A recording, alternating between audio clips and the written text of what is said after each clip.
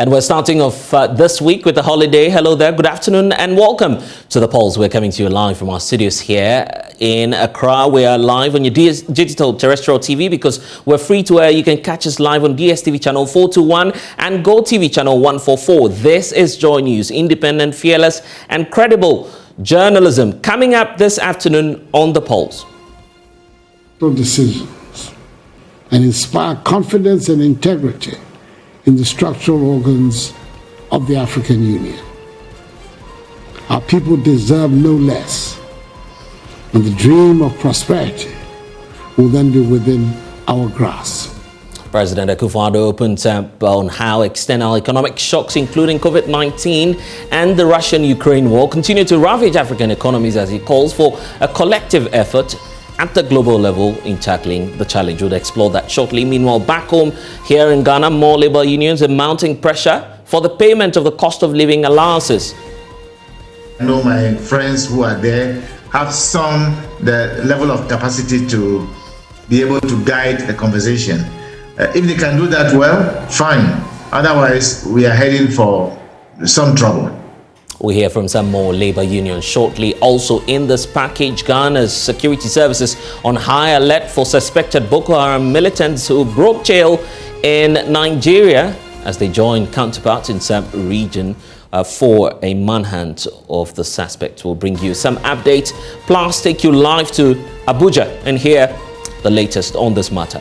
And the corruption risk assessment, which evaluates the risk of corruption in government intervention, reveals inadequate transparency with regard to the procurement processes related to the COVID-19 interventions rolled out by the government of Ghana. It's contained in a statement by the Ghana Integrity Initiative. We'll bring you details as the initiative commemorates the AU Anti-Corruption Day today. It's all in the package for you here on The Pulse, brought to you by Global Communities Digni Low Affordable Safe Sanitation. Don't forget that we're streaming this afternoon on YouTube, and all of our social media handles is at JoyNews on TV. Feel free to join us with the hashtag The Pulse. My personal handle is at Blessed Sogah. Always a pleasure serving you here on The Pulse. Please stay. And this afternoon, more labor unions are joining the fray in demand for a 20% cost of living allowance. The leadership of the National Association of Registered Midwives Ghana says, given the difficult times in which we find ourselves, there'll be a need for government to pay up COLA. On the probe last night, a number of labor unions expressed concerns on how difficult it was for public sector workers to try and make up for the rising cost of living. First of all, let's start from the Public Sector's Workers Union. Bernard J is the General Secretary of that group. Fortunately, this has been long in coming, and the reaction from the authorities have not been swift, unfortunately, and our members would have to now take decisions before firefighting approach comes. It's rather unfortunate. None of us wants us to get to this point, but I believe since we started calling for this, and at the May Day that also came up, followed by a letter, our colleagues, the teacher unions, then followed it up with an ultimatum. Nothing was done until the strike began. It's rather unfortunate, too little, too late. But we believe that we can always put ourselves together and honor the demands of workers, because things keep getting worse by the day, and the cost of living, as you said in your preamble, keep getting worse by the day. And how long can workers survive this? All we are asking simply, as the TUC has written, is that, look, cushion workers. Things are hard. Cushion workers. Otherwise, we don't know how we're going to survive. So we still have that joy. All workers have the joy in serving their country, but we need to take care of our cost of living so that we can do that. And so these are some of the concerns of the Public Sector's Workers Union. In spite of an appeal from President Akufo-Addo for the striking teachers to return to the classrooms, it appears that that call will not be heeded. Gender Desk Coordinator of NAGRAT, Rebecca Okran Abedu, explained to why. Still on strike. We have not called off the strike. We are happy that we've been invited for a discussion on Tuesday. We are hopeful that we'll have something tangible to send to our rank and file so that we can call off the strike. We have not called off the strike. we are still on strike. We just didn't arrive at this position. You know, we went through a lot of discussions from the leadership. You know, leadership of unions start from the grassroots. So we have to go back to the same grassroots leadership before we can call it off. So we have heard His Excellency, but we need to consult our rank and file. The issue about examinations, it's not only this time. We've been writing examination any point in time. We have one examination or the other. We have made our demands clear that we expect a cushioning of about 20%. You know, inflation figures, as the official ones are giving us 28%. For me, the way I feel in my pocket is more than 28%. When you take the food items especially, MFA, we are women, and you know it's more than 28%. When you go to the market, the change in prices is more than 28%. So we expect a minimum of 20%. That's our demand, and we are hopeful that government will listen to our cry and then do the needful so that we can help the kids prepare for the examination. Same with an appeal. That's a non-starter. That's a non-starter because remember, as my colleagues rightly said, we started drumming about this long time ago, since February. We've written letters on May Day. The Secretary General of TUC spoke about it. And even afterwards, we have made attempts. We've shown a lot of goodwill over the period. And the sacrifices we have made to push government's agenda in the educational sector, I think we deserve this 20%. It's the least that we can demand for. And this afternoon, more labour unions are continuing to join that fray in order to prevent what they describe as a possible industrial action. The leadership of the National Association of Registered Midwives is urging the government of Ghana to pay up the COLA to all employees in the public sector immediately. So let's bring you a breakdown of some of the concerns they're raising. There you have it on your screens. First of all, indicating that the leadership of the National Association of Registered Midwives Ghana brings warm greeting to all midwives, and then continues to say that the cost of living in Ghana has been high, particularly this year, 2022, due to economic crisis. The leadership of the Registered Midwives Ghana seeks to add their voice to the ongoing concern on the various unions, advocating for an immediate implementation of at least 20% cost of living allowances for public sector health service workers, which actually includes midwives, in order to make workers feel at ease in this difficult time. Then they continue to say that the registered nurses, GH, which has the best interest of all midwives at heart, especially their welfare, implores its members to remain calm and have faith in the leadership, who's making a lot of effort to engage the Trade Union Congress TUC and then the government to improve the standard of living. Now, in order to prevent an industrial strike, and that's the more instructive point there, the group is asking or urging the government of Ghana to pay the COLA to all employees in the public sector immediately. So why this demand at this time, particularly as we know that the IMF deal is in the offing? Mary Ofosu is national president of the Association of Registered Midwives, joins us now via Zoom. Mary, thank you so much for your time. So it appears that you're joining other labor unions that have already served notice, some already on strike over the cost of living allowances. Some say, given the difficult times in which we find ourselves, including what government is intending to do about the economy, which is an IMF bailout, it will not be possible for the government to pay up COLA. So what will you do about that? Well, I don't think it's impossible. Everything is possible. Everything is possible under this earth. So to me, I don't think it's impossible. That is why we are all bringing our issues on board, also supporting other unions, because we are all workers in Ghana, and we all know the hardship that we are going through now. So we are also adding our voice. And together, we know we can move forward. And I think, to me, nothing is impossible, as I said earlier on. So government should listen to us. Even before we proceed and get a clear understanding of what exactly, in terms of peculiarity, what your concerns are, give us a sense of the membership of your group. How many members are we dealing with at this point? We are dealing with close to 10,000.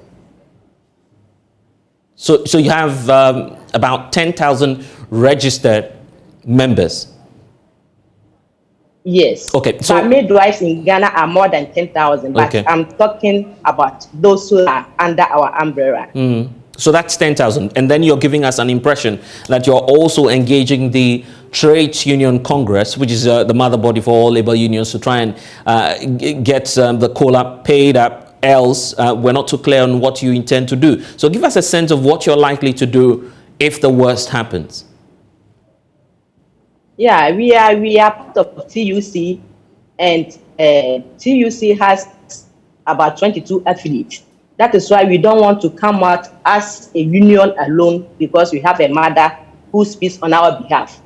And as you know already, they have engaged the government even during the Workers' Day, which is the May Day, during the address that the TUC Secretary General read. We all saw, or we heard about what he said about the cost of living in Ghana, and that is where we started the proposal from. So now we know that once we are part of TUC, TUC will be able to negotiate on our behalf, and if worse happens, then we'll also advise ourselves. How hard has it been trying to make up for the increase in general goods and services in terms of prices for your members? I understand that we're all in difficult times, but then in terms of midwives in Ghana, in terms of the delivery of your services, how much of a challenge has it been trying to deliver your services to the utmost best in these trying times?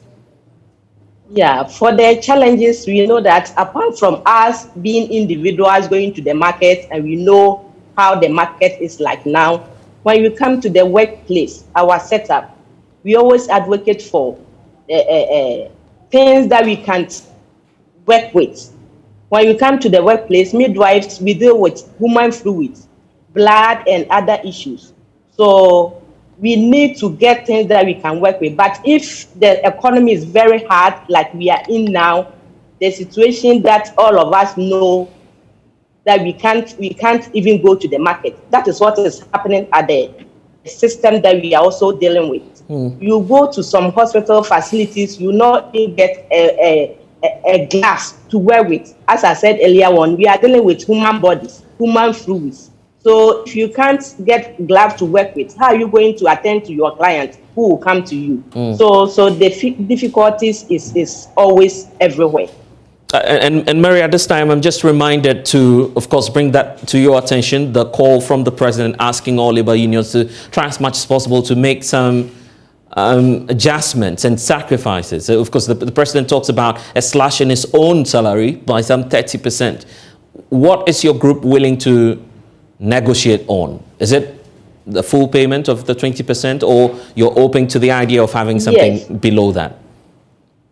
No, we are not going below that, because last year we accepted the 4%, this year 7%. We didn't complain. So now the government should also complain. You should also listen to us. We are not dealing with anything below 20%. Let's talk about the engagement we're expecting tomorrow. We understand that the Employment and Labour Relations Ministry will be engaging TUC and other members of the forum, which you have created as organised labour to negotiate on your behalf. I'm not too sure if you're going to be in that meeting, but what's the expectation of the leadership, the delegation that will be advancing that COLA cause on your behalf? Yeah, we will not be there, as I said earlier on. TUC will be there on our behalf. So we are praying that when they go, the 20% will be accepted for us. Anyway, and your message to the president? Yeah. Yeah, he being our father, and he knows the hardship that we are in now. He should listen to us, his children, so that we can also deliver our best for the mother Ghana. Anyway, hard times, I can imagine. But let's see what then happens tomorrow. Mary Ofosu is National President of the Association of Registered Midwives. I'm grateful for your time. Let's talk about security in the SAMP region. And just before we do that, our people deserve no less than economic prosperity. These are the words of President Akufo-Addo as he opens up once more on how external economic shocks, including the COVID-19 pandemic and the Russian-Ukraine war, continue to ravage African economies, as it calls for collective efforts at the global level in tackling this challenge. The president was speaking in his capacity earlier today as the African Union champion of financial institutions, where he addressed the Boma African initiative. We can take a listen to the president. Global system for addressing economic downturns needs repair and fine-tuning so that they can be more proactive and equitable, especially for those regions of the world that continue to bear the greatest brunt of these downturns, such as Africa. In the world where conflict in one part of the world immediately disrupts economies far away from the epicenter of the conflict, and when a virus is able to wipe away decades of growth from an economy, we cannot assign responsibility for managing crises to domestic actors alone. We cannot leave small economies exposed to these vagaries of the international system to their fate, insist that they suffer the consequences alone. The international process for supporting such countries has to be fairer and more robust.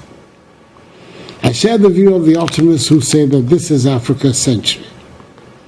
However, I fear that the structural and recurrent flaws of the international economic order will rob us of our prize if we do not work harder to make an impact on its course and character. That is why we must hasten the process of continental integration. Continental unity and collective agency is the only path to building influence to push successfully for the reform of the multilateral economic and financial systems that affect our ability to respond to crises that threaten our rise as a continent. When we think of Africa before our individual countries, we're not just being Pan-Africanists, we're being true nationalists, because what makes Africa stronger will make each of our individual countries stronger and more prosperous. It is time for those of us who believe in continental integration to give enthusiastic support to continental decisions and inspire confidence and integrity in the structural organs of the African Union. Our people deserve no less, and the dream of prosperity will then be within our grasp. Distinguished participants of the Boma, I wish you fruitful deliberations, and may God bless Mother Africa and us all. Let's turn our attention now to security. The Ghana Immigration Service is instructing its personnel at all points of entry to institute stringent measures and as part of measures to guard against an infiltration following an alert on a jailbreak of some 443 inmates from the Kuje Maximum Security Prison in Abuja, Nigeria last Wednesday. The fugitives were amongst 879 inmates freed by the jihadist group Boko Haram, and giving the account that some 64 of the fugitives are reportedly linked to the terror group. The Ghanaian security agencies are taking proactive measures to avert an infiltration. So let's bring you a breakdown of an internal memo intercepted by JoyNews being sent to all personnel of the Ghana Immigration Service, and it reads that portions read that official reports indicate that at least 443 out of 879 inmates that escaped as a result of the break are still on the run. Now, it is believed, according to this memo, that the jihadist group Boko Haram are behind the attack, which saw the use of high-end explosives and guns that freed some 64 Boko Haram-linked inmates at the prison and are amongst some of the escapees who are still on the run. Now, in view of the above, I am directed to inform you to institute stringent measures at all points of entry and intensify patrols to deter and intercept all escapees who will attempt to infiltrate the country. So, excerpts there of the statement, or internal memo, I should say, coming through from the Ghana Immigration Service on how alert we should be. Joining me now on this is security consultant Richard Kumado. He's joining us right here to help us with analysis on the security implications. But first, let's take you to Abuja, speak to Shola Jayeshemi. He is the diplomatic editor of the African Independent Television. Thank you, Shola, for your time. So give us a sense of what's happening in Abuja as we speak. Not a good time in terms of security, even for Nigeria itself, or we know that the president's convoy sometime last week was also under attack. So it appears that there's some state of insecurity in Nigeria, correct? You're very correct, Lezed, about the state of insecurity in Nigeria. You mentioned it, the advanced convoy of the president. Like you know, it's a public holiday in Nigeria as we speak, and oftentimes around this time, a team will go ahead of the president to wherever he will go, and that team will try to prepare logistics and all that. So that team came under attack, and it was a very ghastly one would say. An assistant commissioner of police in charge of that district was killed by the insurgents who attacked where his own point of operation, area of responsibility was, and the president's convoy will actually attack. And the same night, you know, the Kuje prison, which is your main focus for this discussion, also happened. And the good news we have is that while we know Africa is other countries on the West African sub-region are concerned, the authorities in Nigeria have at this moment apprehended at least 2 of these Boko Haram elements who escaped in that jailbreak. So 2 are in custody. We might say there are still a lot more to be recaptured, but the authorities are saying they're convinced that they'll be able to get these persons who are on the run. Yeah, but I guess that's just like a drop in the ocean, having to recapture 2 of them. There are concerns about the implications on neighboring countries. Already we've seen that alert issued by the Ghana Immigration Service on some persons who are wanted in Nigeria and who may be fugitives running into neighboring countries, and also some West African countries such as Ghana. But tell us about the concern of some experts in Nigeria on the issue of implications for security in the West Africa sub-region. Well, just before the president left Abuja, the Nigerian capital, where I am, to head to his hometown Daura in northern Nigeria, he held the Security Council meeting, and he reiterated the marching orders he has for law enforcement officials, both internal intelligence services and the armed services themselves, the police, and the air and the military, to ensure that there's no recurrence of this, and to, of course, do all they need to do to apprehend those who have perpetrated this. But there's a concern among not a few Nigerians. If you recall, there were some Nigerians who were attacked on the on the train ride between Abuja, the capital, and Kaduna, the distance of 2 hours, sometime in March this year. And those terrorists who did that have been calling for the release of some of their henchmen who have been in detention. Some have been convicted, some are awaiting trial. And the seeming coincidence with what happened on Tuesday and the escape of these persons and the release of some of those who have been in custody of those who perpetrated the train attack, it's so interesting for not a few Nigerians, because they say the nexus is just so close that you find the terrorists getting some of their men out of custody and them in trickles now releasing those Nigerians who were in captivity from the train attack. So these are some of the permutations that have come up and said, is it that there's something between that we don't know of? Because in Kuje itself, which is a satellite town just around Abuja, the federal capital, that particular area will tell you it has some security presence. We are told that military officers and soldiers often guard that correctional center. And for these terrorists to have operated for not less than 2-3 hours, unhindered, it calls for concern in the country. And what's more fascinating about this is that many in Ghana and within the West Africa sub-region are yet to come to terms with why it's simply a difficult case for Nigeria to solve this issue of insurgency. It's growing by the day, by the months, and this is by far West Africa's most economically powerful nation. Well, that may be subject to a lot of debate, but in terms of the population size and the economy size, the belief is Nigeria should be able to weather the storm. Why is it taking so long? Well, let's not forget the issue about the insurgency. It's not just with Nigeria. All across West Africa, we know what's happening just on top of Ghana there, around Burkina Faso, around Niger, around Mali. We're not unaware of the fact that Islamists are trying to wreak havoc across West Africa. So maybe they may not have penetrated too much into some other countries such as yours, but look at what happened in Burkina Faso some days ago. And look at what has happened in Niger. Look at what has happened in Mali. So it's a West African problem. Only that some believe that Nigeria is so strong and so big that it can weather the storm and rout all these terrorists. But let's not forget issues about ideology and violence and terrorism. There are things that countries must come together and find a way of solving this. And of course, your immigration service in your country is already raising concerns about seeming infiltration of some of these terrorists. It takes all of us to team up now, not just Ghanaian Immigration Service, that of Togo, that of Benin Republic, and that of Nigeria, to see how they can close all avenues for these terrorists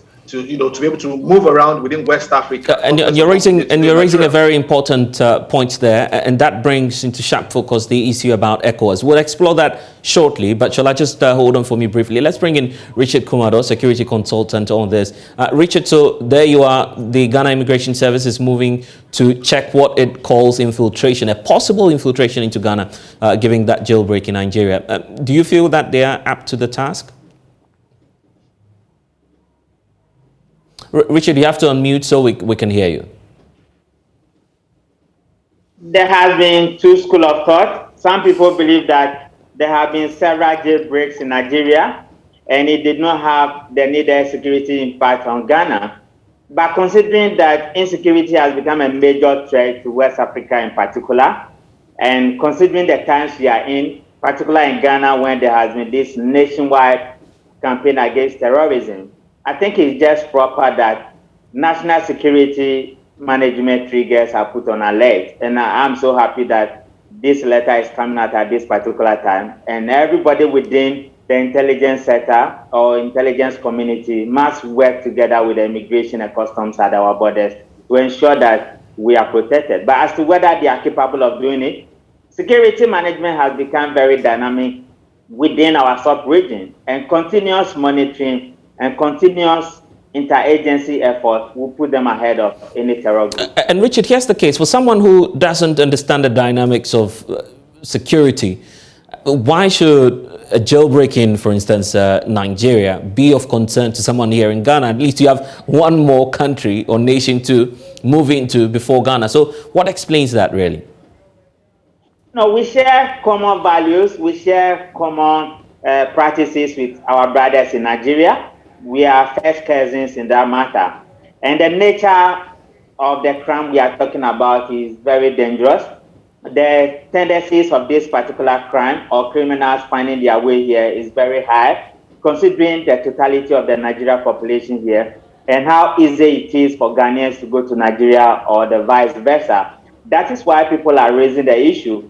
But I understand what my brother Sola said, that it's a shared responsibility and it must be a collective effort. That even though we do not just fight over jollof or over football, when it comes to security and economic prosperity for our people, it is the same line, and we must work together in that regard. The convergence point for all of us is the Economic Community for West African States, ECOWAS. It's been a terrible time for them dealing with issues of insurgency. Just last week or a week ago, the president handed over as chairperson of the Authority of Heads of States. For you, what's your expectation from the new leadership of ECOWAS in dealing with this issue? I think he will need to mobilize a very proactive team. He will need to put up a team that is very proactive, that has some high levels of geopolitical understanding, and they are capable of managing the affairs of ECOWAS effectively. I think they have been very lousy in that particular position. Their approaches did not give them the results. And considering what they have learned so far and what is currently happening on the West Africa zone, it calls for new ideas, new initiatives, and building a synergy where diplomatic channels or communication lines will need to be on alert 24/7. Then again, their security managers must work closely together with geopolitical nationalists and Africans in that particular order. And that is the only way they will be able to come to some conclusions and be able to solve a particular problem. Right. Richard, let me bring back Shola, who's still with us. Shola, the concern about collaboration at the regional level, at least your security agencies may assure you that they are on top of the game trying to deal with this. But it appears that the insurgency goes beyond the borders of Nigeria. How critical or crucial will it be for international organizations such as Ecowas to come in at this point? Well, the first thing we need to do is to just ask President Mbalo, who is the new chair of the Authority of Heads of State and Government of Ecowas, the president of Guinea-Bissau, on what where will he take off from what President Nana Akufo-Addo, your country's president, has done so far. We can say that President Akufo-Addo tried his best, within his tenure as ECOWAS chair, but Mr. President Mbalo also needs to step up the game. We know what happened in his own country. There was an attempted coup and forces from other countries helped him stabilize. Now he's on the saddle as the leader of the heads of states in West Africa, and he needs to encourage and task the new ECOWAS Commission chair. I'm talking about the president of the commission, Ambassador Omar, on how they need to ensure that decisions that are put forward, especially by the department, or is it the Directorate of Peace and Conflict Resolution, how they need to ensure that reports get to the authorities of heads of state and government early and push for implementation of this. This problem is not just Nigeria, as I tell you, it's something for West Africa. Other countries may be looking at it and say, okay, Nigeria is bearing the brunt now, but I tell you, Nigeria is big. That's why they've not been overrun by these terrorists, and the authorities in this country also sure have a lot of work to do to ensure that this does not happen. Not a few Nigerians are optimistic. West Africans should be optimistic alongside Nigeria that we can all united together crush the Islamists, crush the terrorists who are terrorizing different parts of the West African sub-region. In the last few days, giving the account of the security breaches that we're learning of in Nigeria, what lessons are there for nations such as Ghana to pick up from? Well, some have given. I spoke to some, experts in security management and diplomatic issues just when this happened, and some said, look, Ghana has been able to curb and push Islamist militancy to one side, and someone was citing the case of how the authorities in Ghana, President Jana Akufo's team, were able to do certain things. I might not go into those kind of intelligence things on live television like this, right, but that they've been able to nip that in the bud. So other countries can also copy from Ghana. Ghana has done a lot. Ghana has always been pushing, encouraging and asking people to pushing away all the primordial things that might come to the fore, such as religion, ethnicity and all that, and looking at crime as crime. That's the lesson we all in West Africa need to learn. Nigeria is trying to country will be able to look at terrorists as terrorists and not ascribe anything about religion, ethnicity and all that to them. I'm grateful. Shola Jayeshami, diplomatic editor, Africa Independent Television. Richard, let me wrap up with you the implications for Ghana and what we should be on the lookout for in the coming days. Say something. We will need to collaborate more at the security management agency level. We will need to be at the right places at the right time, and cohesiveness within our national policies and proper management of our national resources. It will give us a better upper hand over any other group who want to attack us. But then, I thought that would have been the last one, but the issue about how Ghana continues to be insulated in spite of the cases of insurgency across the West Africa sub-region. Is there anything unique that we're doing that's sparing us of all of this? No, it's our positioning, and it's about our policies on certain things. You remember that my brother Sola quickly and significantly made that point to say that let's call terrorists and stop bringing in religion and personality in politics. What we have done properly in this country is to stay together as a family. Then again, when it comes to security management or intelligence in that matter, we are a little bit ahead of many of our countries within the West Africa zone. And I'm happy my brother Sola said they need to come to Ghana and learn some of these things. What we need to do is not to let our guard down. We will need to stay together more. Let the politicians do what they have to do, but let the security management guys be on top of their game. And that is what has kept us. If you look at those who have handled our national security apparatus over the year, in the likes of Kojo Chikata, in the likes of Yadoko, Gbevolate, many of them, the current national security minister, and many of them, these are top professionals who know what they're about, who have worked throughout their days, and they have lived. And we have also had this combination between those within and those outside.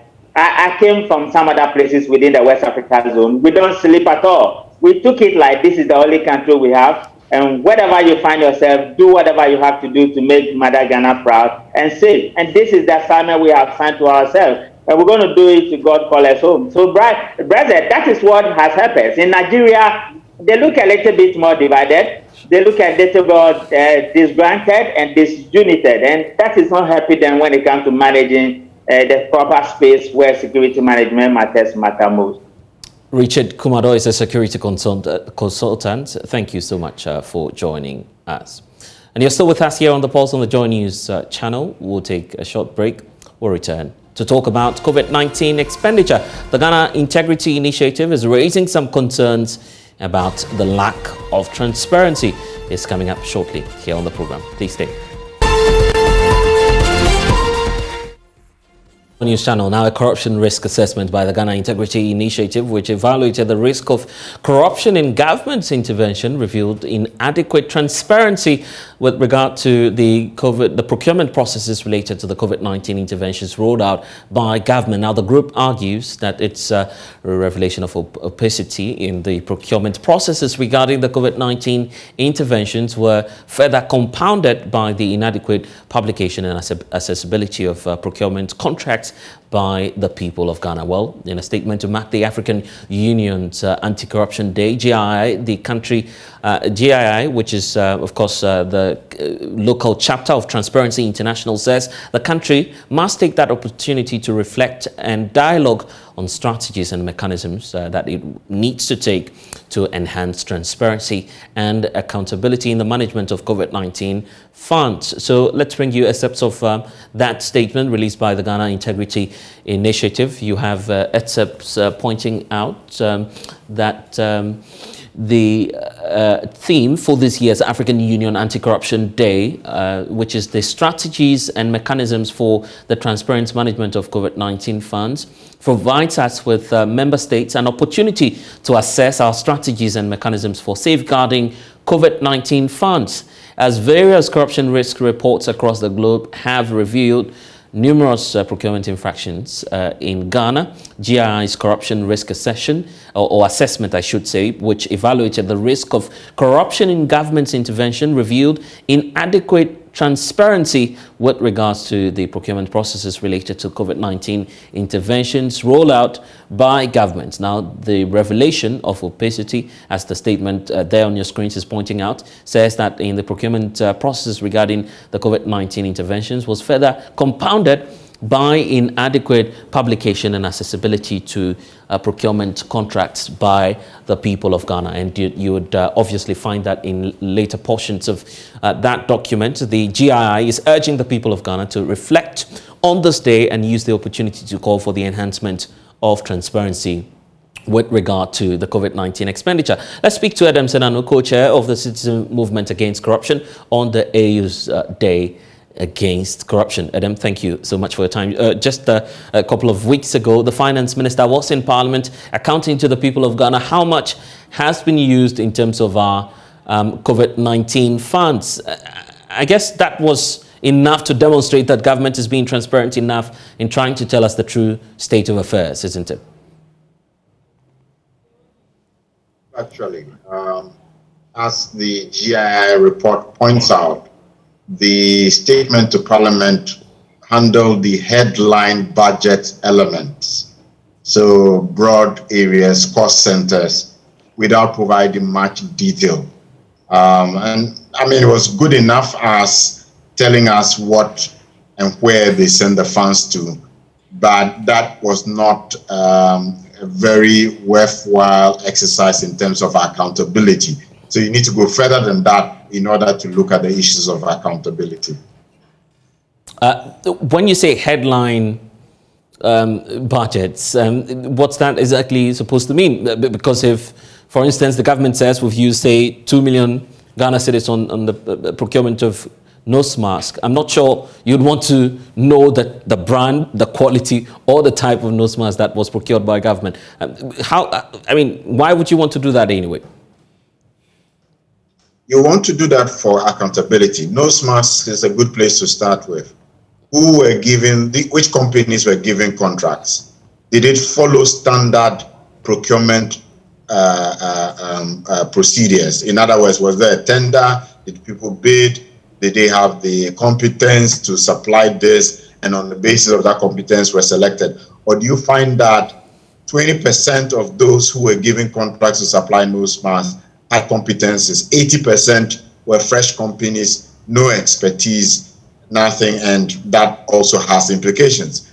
So yeah, headline broad doesn't tell you anything. The details begin to make you understand, is everything covered? And those who supplied it, did they have the capacity to do so? Was the pricing that was provided adequate in terms of what you expected in a market survey of average prices for this product, and so on and so forth. So you need much more detail to be able to say this was done in a very accountable manner. And the redress available is demanding accountability. But the fear also of some experts is that you may find government agencies and the actors of government trying to hide under the fact that these were not normal times. And so the rules had to be breached some way, somehow. We've seen that play out, for instance, in the Sputnik botched deal. How about that? That may come up strongly, isn't it? Well, no. I mean, the assumption that we are bound to accept that these were unique times and therefore it provided for you a basis to, as it were, breach procurement laws or processes, it's neither here nor there. That cannot be the case. It is not tangible. It is not acceptable. One is expected to still use the laid down processes and procedures, even in such times. And if you have to make an exception to the rule, there are procedures where you escalate issues for approval to be given for you to then go outside the existing law or process and then do procurement, etc. So there is absolutely no excuse if somebody is found to have breached procurement, not had the tender done, not had an open tender, giving it to people who they were related to or as part of the company, so there's a conflict of interest, or you can check and find that the pricing was way above the market and there's really no basis for the pricing that eventually took the money at risk. So all those things are things that ought to be dug into quite detail.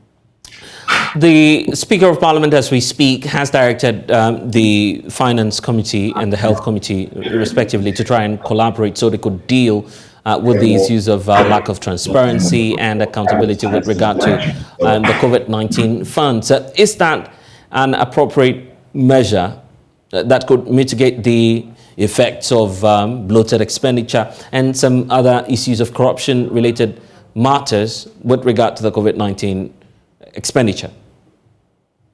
Well, I wouldn't even talk about mitigation. I mean, this is post fact. I mean, after the event, most of it anyway. But yes, Parliament is a good place to start. But from experience, it's always useful to have multiple agencies having an interest, looking at it from different angles and digging up the facts. Indeed, one of those agencies that we cannot avoid at this stage is the Auditor General. The Auditor General is supposed to have all the details over the past 2-3 years. So in Parliament, in its work, ought to be working with the Auditor General to get the facts of the matter in terms of the raw data in order to draw conclusions. It's likely that some of the Auditor General's teams have already been deployed to some of these entities and already have some of the information. So it's a good start, but we need other agencies also on board in order to be sure that all the theft has been covered and there are no angles or aspects of this matter that have not been, as it were, investigated. I was just about getting to that, knowing that Daniel Yaw-Domelevo, for instance, that signaled that he had instituted measures to start probing COVID-19 expenditure. How come that we've not heard from this Auditor General? I guess it even puts his leadership in that spotlight, where a lot of people would want to know, well, you've occupied office for more than a year now. What have you done? Is that a fair demand from him? You are absolutely right. A lot of red flags have been raised by the current Auditor General. I can't remember, it's Johnson something.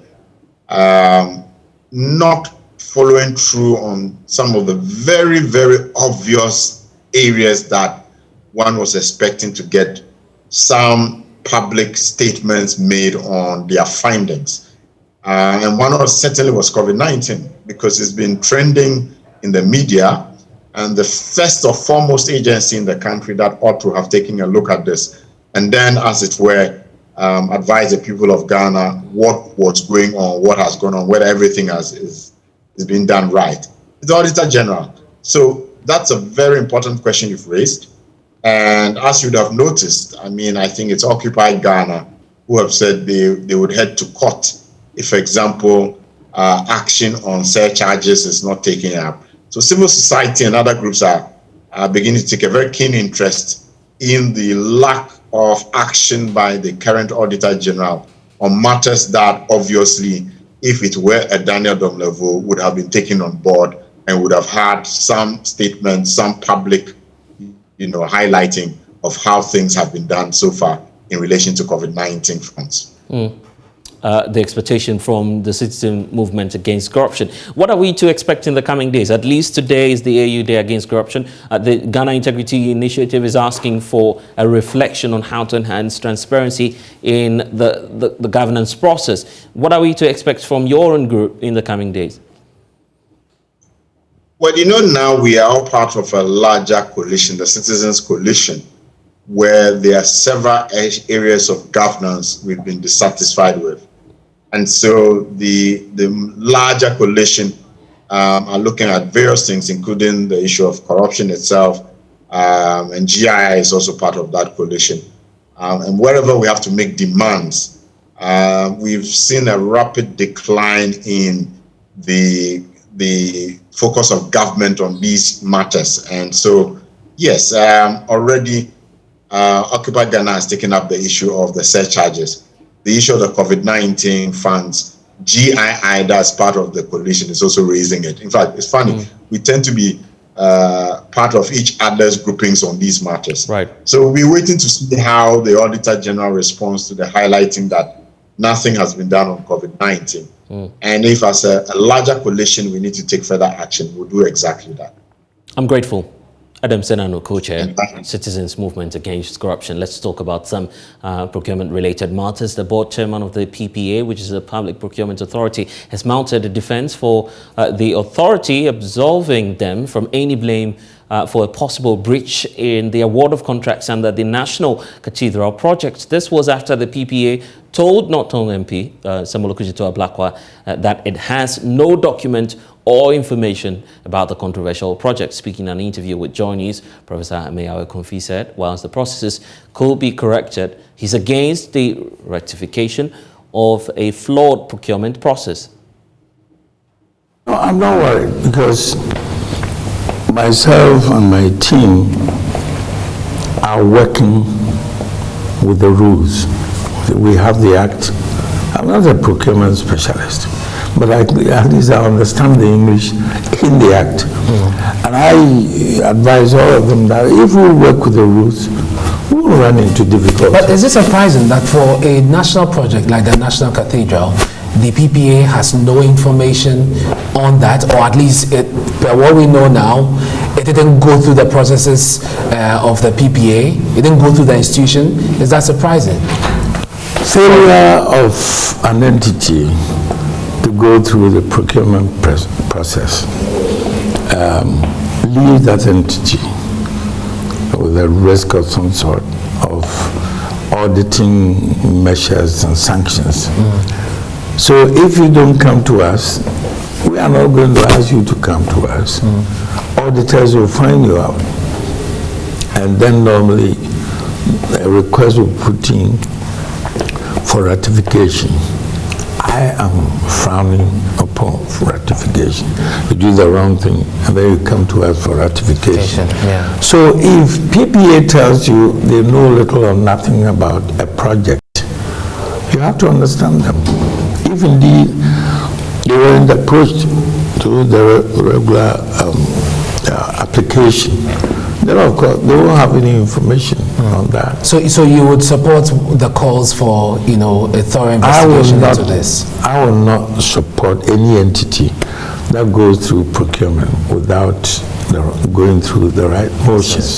Channel. It's time now for us to talk about this because in the next 24 hours, we're expecting that experts will be gathered here in Accra to explore the impact of the sun on the global positioning system and other technologies that have got to do with science and space. Obviously, there's a need for us to explore issues relating to navigation systems and technology and human life as well, which will be on the table of discussion as the Ghana Atomic Commission will be holding that dialogue tomorrow with experts. Let's bring in now some of the people to expect. Professor Wayne Scales is professor at Bradley Department of Electrical and Computer Engineering at Virginia Tech and founding director of the Center for Space and Science Engineering Research. Kofi Asare is manager, Remote Sensing and Climate Center at the GSSTI and the Ghana Atomic Energy Commission. Thank you, gentlemen, for your time. So let's get to it. First of all, Mr. Kofi Asare, let's start off with the expectation for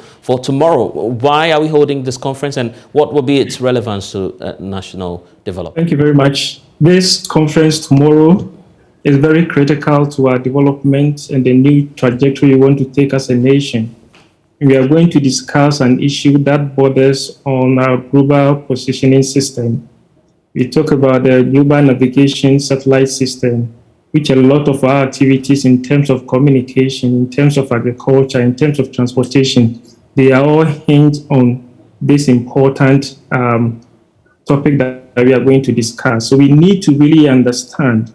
And once we understand what happens within the ionosphere and how, or the space weather and how it impacts on our day-to-day activity, it will help us to leverage on the benefit it offers us.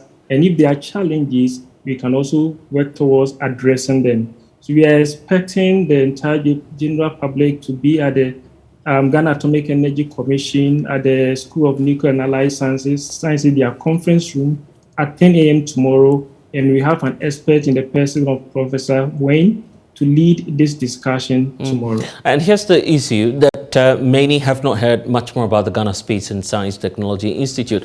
For how long has this institute been in existence? Ghana Space Science Technology Institute has been here with us for the past 10 years. So actually this year marks our 10th anniversary. It was established as a small center in 2012 and was then transformed into an institute. And hopefully it will become the Ghana Space Agency very soon because government is working towards that direction so that Ghana can really take a center stage from just being consumers and also be key contributors to the space industry. So soon we will also be transformed into an agency. So this year marks our 10th anniversary and we are going to celebrate it. So this lecture is one of such activities towards our 10th anniversary. And in October, we are going to crown it with a space jam at the Ghana Radio Astronomy Observatory at Kuntons. I'm just wondering what the objective will be and what theme you're holding this discussion. The discussion tomorrow, the theme is on space weather and its impacts on different activities that hinges on our development.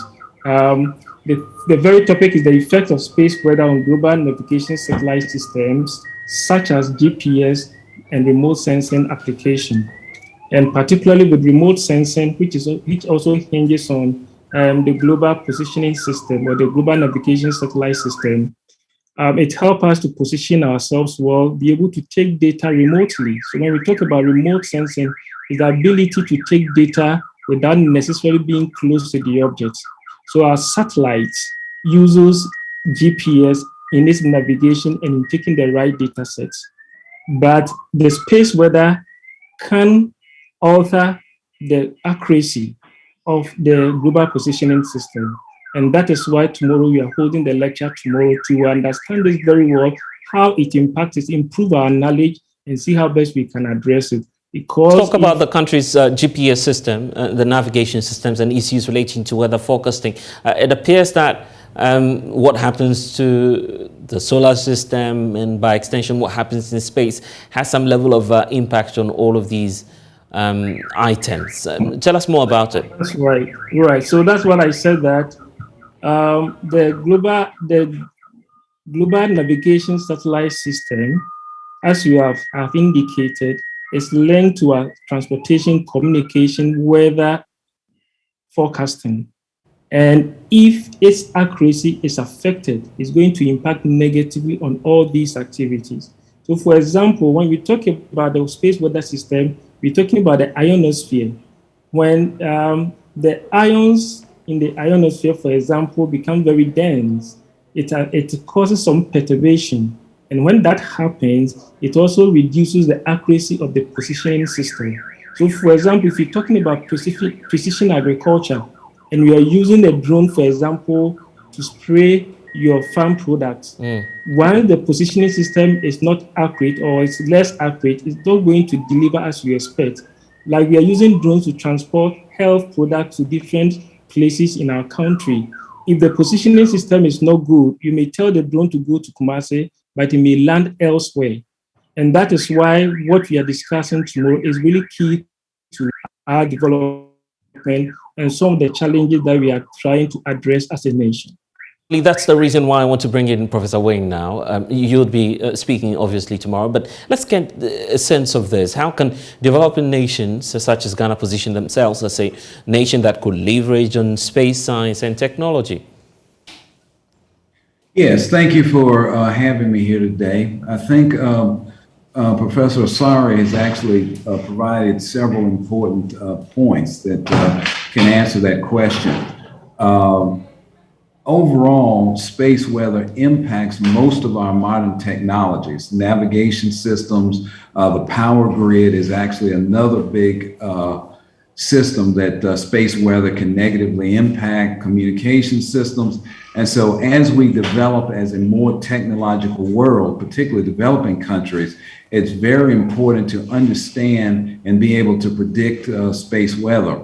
For instance, I know in the US, under the past presidency of Barack Obama, made space weather and understanding and studying it a priority because certainly there would be issues as far as even governing the nation if there were negative impacts on communications or the government being able to communicate with its citizenry. So I think that, again, in general, as we become more technologically advanced, whether they're developing nations or not, we need to understand and be able to predict space weather. It's a very difficult task.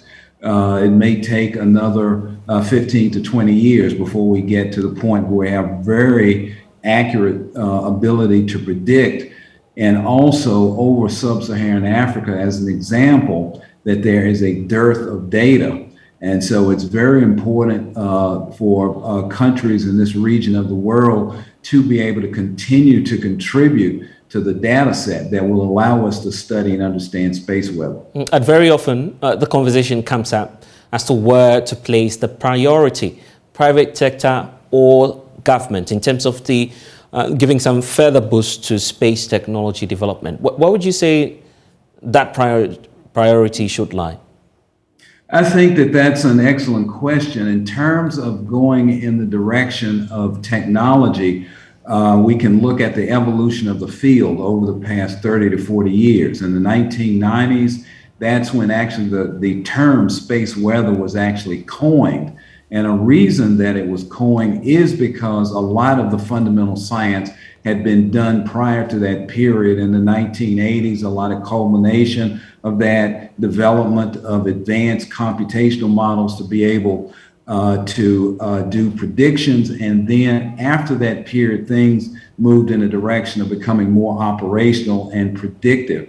And so certainly I think now is the time to move more in a direction of looking at the technology component. One of the things at the research center that I was formerly director of, that we actually had direct connections with private industry. We had an industrial advisory board, and they were there to advise us on how to direct and apply our scientific discoveries. And so another important aspect of this is education. How do we train the next generation of space scientists and engineers? And it turns out moving in the technological direction, allowing students to have hands-on experience in laboratories, for even down to the undergraduate level, where we're striving to go, to actually start to develop those skill sets so students know how to build an actual workable spacecraft by the time they finish up with their initial 4 to 5 year degree. So again, there are lots of benefits. There's lots of logic to moving more in the technological directions, and also to develop partnerships with industry. Would anyone or scientist have a hard time drawing the nexus between space technology and practicality in terms of addressing some challenges that confront us as a nation? For instance, here in Ghana, there's the issue of flooding, which many experts say could be addressed easily with space technology. Explain to us how that could happen, for instance. I think that one thing, when I look at how the technology evolved in the U.S., I think down at a fundamental level, discoveries are made with the basic science. For instance, if you look at the beginnings of the space age in the late 1950s and early 1960s, lots of fundamental science was done, but look at what that resulted in: computers, calculators, so forth and so on. And so the fundamental science will always provide discoveries that we can leverage technology on into the future. And so I would see that as being a primary way. And I'm trained as a fundamental scientist. That's what I love to do. But also the research paradigm worldwide is changing to move more towards being able to do fundamental science that can address the human condition, and to develop human scientists that can directly impact society. And so I think all of the components of that are, as in space science, are just in many other fields of science, fundamental discoveries, and then understanding or keeping at the back of your mind as we develop these, how that they can actually make a societal impact. That's critical. Impressive. And your expectations tomorrow? Well, if I can be honest, I love Ghana. This is my first time visiting the country. I'm very excited about getting to meet lots of new colleagues tomorrow. And again, you're beautiful people. I've loved being here, and I hope I do a good job and you invite me back again. Professor Wayne will be on the lookout for that, definitely. Kofi Asare, let's then get your final words on this. I understand that you'd be touching on issues of Galamsey as well. So what's your final message then? Right, okay, thank you very much again. We are also applying space science technology in a number of areas, trying to address the developmental challenges confronting our nation. And as you may bear me out, one of such is Galamsey. And it's a big issue that needs to be addressed. So Ghana Space Science Technology Institute is using space science technology to help us monitor Galamsey and mining activities in general in Ghana. So we recently conducted some studies, and we noticed that from 2007 to 2017, about 47,000 hectares of vegetation were converted to mining in Ghana. And key among them, the peak periods were 2014 and 2015. And there also we noticed that the government came out with some interventions to help address this challenge. The media also, including Joy, supported this campaign. And you notice that beyond 2014 and 2015, illegal mining activities started coming down. So we are saying that we can use space science technology to monitor our environment, to monitor our water resources. We can use it to monitor policy actions that are taken and review them to see whether they are making the right impact or not. So space science technology offers us an opportunity that might be difficult for us to use human labor to go around to all mining sites to monitor. But with satellite, it gives us spatial scale, a wider scale. It also gives us regular and timely updates to help us monitor the environment. And same application can also be made on the agri sector as well. So we expect the general public to visit us tomorrow to join us at 10 a.m. for the public lecture, and we hope to continue with them and making use of space science application to address our developmental challenges in Ghana. If I may have 1 more minute also to let you know that Cabinet of Ghana in last month approved the Ghana Space Science Policy.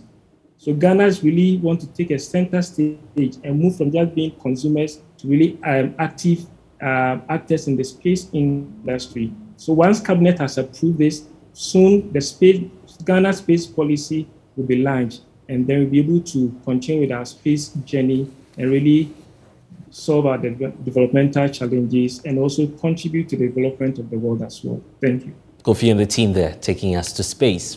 But then let's bring you back to Earth. The chiefs and people of Sampa in the German North District of the Bono region have appealed to stakeholders, especially Asantehene Otumfuo II, to ensure truth prevails in the Sampa chieftaincy dispute. One of the chiefs of Sampa, Nana Kwame Lofear II, says the litigation against the chief of the area, Nana Yao Samodua II, by the Komu family is raising tension and affecting the peace and development of the area. He appealed after a street protest in Sampa. Precious Semovo has more. Sampa, a leading cashew growing area in the German North District of the Bono region, remains underdeveloped, and it has been mainly attributed to the chieftaincy litigations with no united front to pursue a common development interest. The Bakumahene of Sampa, Nana Kwame Lofear II, explained at a press briefing after a street protest in Sampa that in their history, chiefs are selected from Nana Yao Samodua and Nana Kofi Sono descendant. He alleged that the Akwamu family had been laying claim to the stool for over 2 decades after losing at the Sunyani High Court. The Bakumahene insists Nana Yao Samodua II is the legitimate chief of Sampa, hence appeals to the Asantehene Otumfuo II to ensure the truth stands. Abraham Seymour speaks for the royal family. The whole chieftaincy issue started in 2000 when my grandmother passed on. The Akwamu family of Sampa went to court that they are also partakers of the Sampa stool. At a point in time, the court dismissed the case, and so those in charge had the opportunity to install a chief as our customs and tradition demands. So he was installed in 2015. But these people who are litigating against the chief went and revived the issue. When the case went to Asantehene, the Asantehene forwarded the case to a 4-member committee. What went on at the committee level was not what they told Asantehene. So we are pleading with Asantehene to do the right thing so that we can have peace in Sampa. He expressed worry about how the chieftaincy issues have retarded the peace and development of the area. Since it started, in fact, it has affected our development so much in so many directions. Our roads are not good. The kind of schools we want, we can't get. We can't call government appointees to account for what they have taken from our district. So I think that the chief we have who can call them to order, and here's the case, he is being litigated against. So he is not able to perform his functions as he's supposed to. And I hope that Nana Yao Samodua, even though he's young and a student and has no money, he is the rightful chief. And so he should be given the opportunity to rule as a chief in peace. The people of Sampa are yearning for peace and development. Some residents also expressed the impact of the situation on their lives. Ghana Sampa number 1 cashew producer. Sampa is the number 1 producer of cashew in Ghana with lots of revenue, but we hardly benefit from it. It is our chief who should lead us to demand our share of development, hence our appeal. The chieftaincy tension in the area continues to scare the women and children with an impact on our businesses and livelihood. We appeal to Asantehene to intervene for the chief to reign in peace. Precious Semevo, Joy News, Sampa. Up north, some residents of Fumbisi in the Busa South district of the Upper East region have embarked on a demonstration to draw government's attention to the bad nature of the Chuchulinga-Fumbisi road. Although the road is currently under construction, the residents are unhappy about the slow pace of work and complain that certain portions of the road have become death traps. Here's a report by correspondent Albert Sori. Dozens of residents thronged the streets of Fumbisi, marching to protest the delay in the completion of construction of the road linking Chuchuluga and Sandema in the Busa North to Fumbisi in the Busa South district. The residents raised placards with various inscriptions to register their grievances about the road to the government. Some of them spoke to JoyNews. The youth of the Bulk are interested to farm, but the road is causing us a lot of harm. Whether you are a religious leader, whether you are a farmer, whether you are a teacher, you are a nurse, all of us, life is in danger. So our plea is that we want Mr. President to fix our roads now. We will buy a car in less than 1 year, the car will go condemned. All because of the road. We will buy tires, the tires within 1 week, 2 weeks, the tire will go condemned. So please, just help us and fix the road for us. Personally, you can see that I am deformed. I had an accident there. There were chippings kept just within the road. So I was coming. Finally, I have to bump into the chippings and I had an accident. They have to carry me to hospital. In fact, last year as at this time, the town was submerged with water everywhere. People lost their properties and homes. You created drains, and why are you not creating roadways for the water to move? Then the water comes and it feeds back to the houses. The demonstrators were led by the presiding member of the Busa South District Assembly, John Apabe, to submit a petition to the district chief executive for onward submission to the president. We, the citizens of Bulu, do humbly petition your high office as follows: that the Chichuluga Sandema Viaga Bedema Fumbisi Wiesi Road is still in a bad state since awarding it to my 10th construction company in 2016 and was supposed to have been completed in 2019. The state of the road affects food production in the two districts, as we have been noted to be the baskets of food for Ghana, as we are champion as rice producers in Ghana here.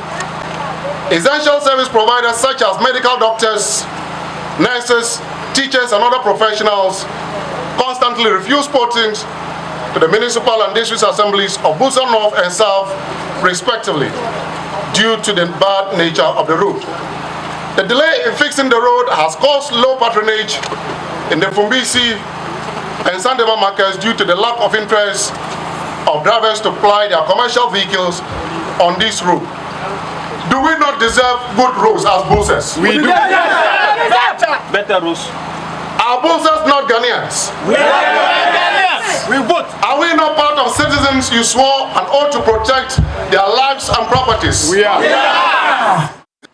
Receiving the petition, Busa South District Chief Executive Daniel Garba explained the cause of the delay in the construction of the road. The road was commissioned, or sod was cut in the year 2016 by His Excellency John Dramani Mahama. Last week Monday we had a meeting at Sandema in which the contractor was present, and he was very clear. He said the sod that John Mahama cut was for the construction of the road from Nabrongo, Chuchuluga Nako. And that this stretch that we are talking of was given to him in the year 2020. The work is being done, and I can guarantee that this work will be done to satisfy all of us. He promised to forward the petition from the aggrieved Fumbisi residents to President Nana Akufo-Addo. Meanwhile, JoyNews checks on the Chuchuluga-Sandema Fumbisi road showed that some portions had been tarred while others had been recently bulldozed to make them more trouble. Construction equipment belonging to the construction firm My 10, earlier mentioned by the district chief executive, were also seen working on some portions of the road. There were also some other portions of the road, especially between Wiaga and Fumbisi, which were still in bad shape. The residents want government to do whatever is necessary to speed up the construction of the road. For JoyNews, Albert Sori, Fumbisi. To North Municipal Assembly in the Volta region has embarked on an initiative aimed at preparing the youth towards becoming entrepreneurs and not job seekers. The Assembly, under the auspices of the Municipal Chief Executive, Anthony Avogwedo, organized the Youth Forum to engage the youth to build their capacity in business establishments and operations. He detailed that the Assembly would identify serious and committed individuals, nurture and provide them with the necessary support to establish their enterprises. The Ketu North municipality of the Volta region has very few job offers for the teeming youth. A small proportion of the youth is employed in the private and public sectors. Some of the youth raise money through farming and other menial jobs to buy motorbikes to operate Okada business. Others become commercial drivers and drivers' mates just to make ends meet. However, the Ketu North Municipal Assembly is scheming to change the narrative and position the youth to become entrepreneurs and not job seekers. The Municipal Chief Executive, Anthony Avogbedo, shed light on the initiative. Currently, there's no source of employment. Most of them are just doing Okada business, which is not helpful. The youth are complaining about unemployment. So I was thinking how we can bring the youth together in a forum like this to listen to them, to give them the ideas that they don't have, the opportunities that are in there for them to tap into. Today we are dealing with only the educated ones, but those ones who did not have any formal education, we will call them to and organize some program for them too, so that they can also benefit from some of these things. The Youth Forum saw the capacity building of the youth in entrepreneurship and exposed them to various opportunities. They were educated on how to develop a business idea, register their businesses, and pitch business ideas, among others. The Volta Regional Director of the Ghana Export Promotion Authority, Chris Amposasaki, highlighted the Youth in Export, GEPA Export School, Volta and OT Vegetable Export Expansion, and the GEPA Impact Hub programs. They want to buy from outside. They want to change the currency into dollar and use the dollar to go and buy. You understand? And you need more cities to convert to the dollar. So once we can also do export, a lot of export, and plenty dollars will come in, fundraising will come in, it will help us stabilize our currency. That is it. And that is what I want to try to all of us today. Be an employer and not an employee. After this, we are picking about 50 of them who meet them, and when they bring their ideas after the knowledge they acquired here, when they come up with something, then we will help them to start their own business. The Assembly hopes to replicate the forum annually to continue to enlighten the youth to focus on entrepreneurship to create jobs and wealth to alleviate poverty in the municipality. Fred Kwame Asari, JoyNews. in the northern region have expressed hopes that the BT cowpea, which is currently under study, will soon be released to help increase their yield. The BT cowpea, which has been under study for the past 10 years, when released, is expected to help address the issue of insects, especially the maruca, an insect pest which has hampered the cowpea production. There's more in this report. The old one, it was having a lot of programs for us. It was a lot of challenges about us in the maruca. Adam Fuseni, like many other farmers in the country, have over the years battled with the maruca pest on their farms. The insect attacks the young leaves, the flowers and pods of the plant, which can cause 50% loss in yield. This forces the farmers to spray up to 8 times, increasing cost, endangering themselves and the environment. Adam Fuseni is a farmer at Nyankpala and part of farmers who are undergoing training on how to plant the BT cowpea. Okay, we have seen difference. Was the old one, it was having a lot of programs for us. It was a lot of challenges about us in the maruca or the insects. They used to face it and we couldn't even get good yields from the old one. But since they have brought us here to train about this GP or what, it seems this one is very, very nice. Okay. Because it doesn't affect maruca a lot. But how would the BT cowpea address the issue of maruca, which has been a thorn in the flesh of farmers? Dr. Jerry Mboyine is an entomologist at the Council for Scientific and Industrial Research at the Savannah Agriculture Institute. We thought that, well, it was necessary we try to see how we can go around the problem. How can we reduce the pest, that particular important pest that is reducing the yield on the farm of our farmers? So we went ahead to look at the BT technology, which is actually a freely available technology. So we use that particular technology to improve upon our existing cowpea materials. And with that one, the advantages is that once a farmer grows that particular one, compared to the conventional one, he's able to harvest, if he grows a BT, he can increase his yield at least 4-fold. 4-fold means that instead of harvesting about 0.5 tons or 5 bags per hectare, the farmer can get over 20 bags per hectare. And that is basically, that means that the farmer is increasing his yield. Once you are increasing your yield, it also means that when you sell, you the farmer, you are going to make a lot more money than a farmer who grows the normal, the conventional variety and harvests only 5 bags per hectare or 10 bags per hectare. Adam Fuseni, even before the release of the new variety, has become an advocate for the BT cowpea. If you were going to tell your colleague farmers about these 2 varieties, what would you tell them? I would tell my colleagues farmers that we should pray hard so that government will approve these new varieties, GM varieties for us, so that when he approve it for us, then we'll get more yield, and then to satisfy our family and then the whole nation.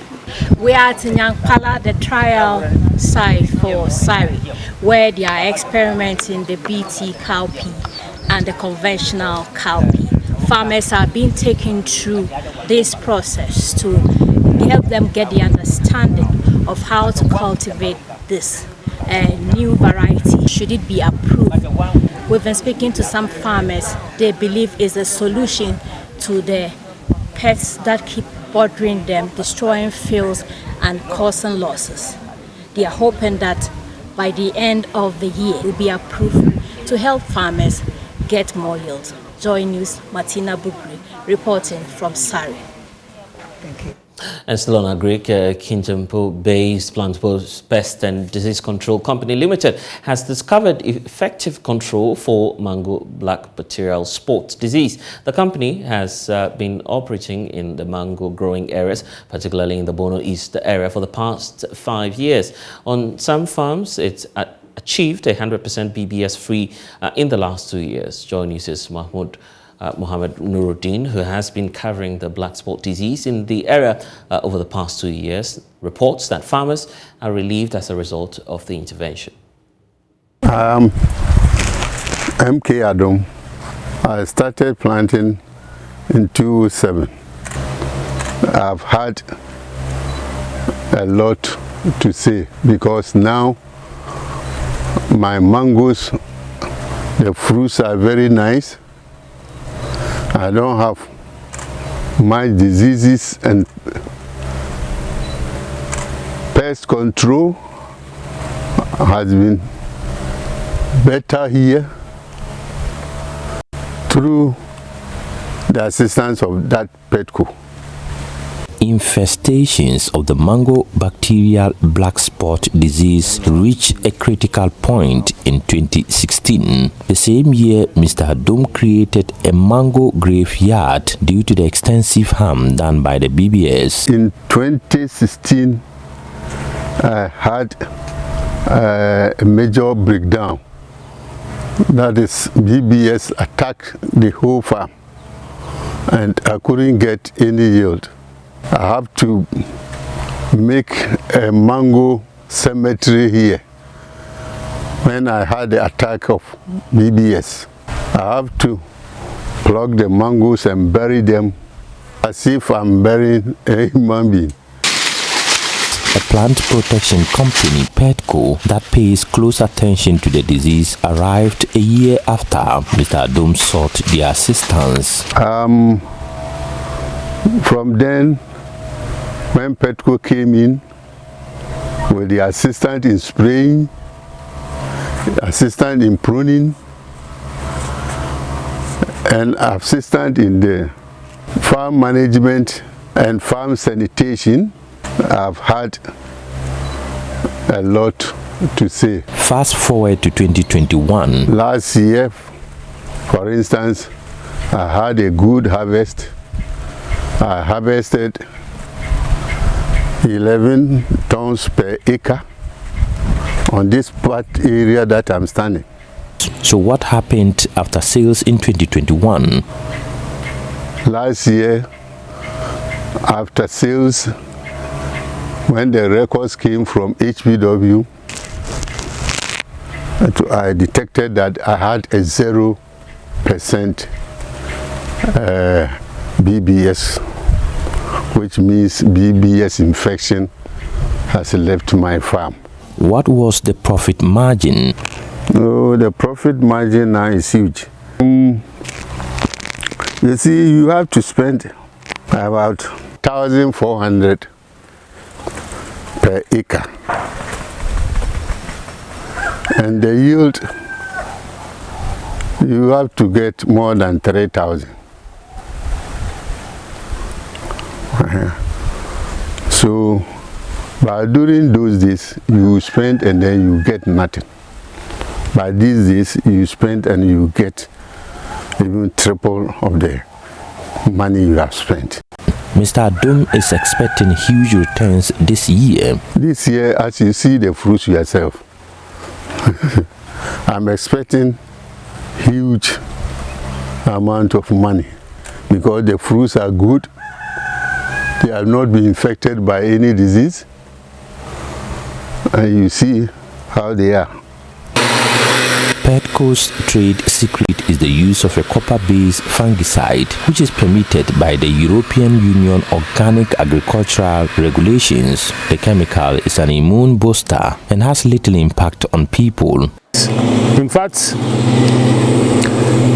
the copper-based fungicide that we are using are accepted under the European Union organic farming protocols. In other words, they have very minimal effect on humans. And again, the article that we use is not a chemical as such, but it is only an immunity booster. So it has no effects on humans, even if you eat the fruit where it has been applied. Farmers with the financial means to buy all suggested chemicals have been successful in keeping the disease under control. BBS can be controlled. We have succeeded in controlling completely on 2 farms, such that the processors who came to buy from the farm tested the fruits and saw that it has 100% BBS control. According to records, 2020 saw 100% free BBS from Emmanuel Sapon's farm. On a farm of 10 acres, he produced 70 tons of mango, which was previously inconceivable. In fact, last 2 years we harvested from this same place, and then I got almost 70 tons from here, around 10 acres land. I had almost 70 tons here. But things have changed this year, and Mr. Sapong might not be able to accomplish the same feat because he could not afford the essential chemicals. But this year I had a problem with farms. When we pruned, I couldn't get enough money to buy the bion, so I started using the bion late. In fact, I informed the director of PEPCO and he asked me to still look for money and then buy the bion and use. It will help. As at now, the farmer is expecting another bumper harvest. But like I said earlier on, it's not going to be as it was the previous years because of the fact that you could not procure all the chemicals we recommended. Because of the BBS disease invasion, in 2017, mango farmers were forced to destroy their plantations. An acre of mango farm that had an average potential yield of 7 tons was producing barely 1.4 tons, if not nothing at all. With PEPCO's assistance, farmers' sense of community and faith in the mango industry are being revived. All the diseases are gone. The most dangerous one is the BBS. It has been exterminated. None on it at all, completely. This year, you look at this farm, look at the mangoes. I believe I'm going to have a very good harvest. Apart from his 20 acres in Ejura, Kwame Owusu also owns a 2-acre mango farm in the Kintampo South. He is pleased with the quick outcomes. The most interesting is that this is a 2-acre farm. I have 25-acre farm at Ejura. They have a team, also a spraying team gang there, who have also been able to subsidize completely my farm. For the past 3 years, the same thing I have never been able to harvest a single thing, because the mango, now I've seen mangoes, I can get mangoes. Ejura to the 25 farm, I'm going to get a lot. Bacterial black spot, also known as bacterial canker, is most likely originated in India and spread to other countries through the movement of plant materials. Farmers are therefore being advised to join hands and agree on a coordinated control plan. That is why Mr. Asensu says there is the need for more farmers to benefit from the intervention. And so that if farmers can procure all the chemicals and they will spray as recommended, the farmers will be able to get very big yields on their farms and thereby increasing their incomes.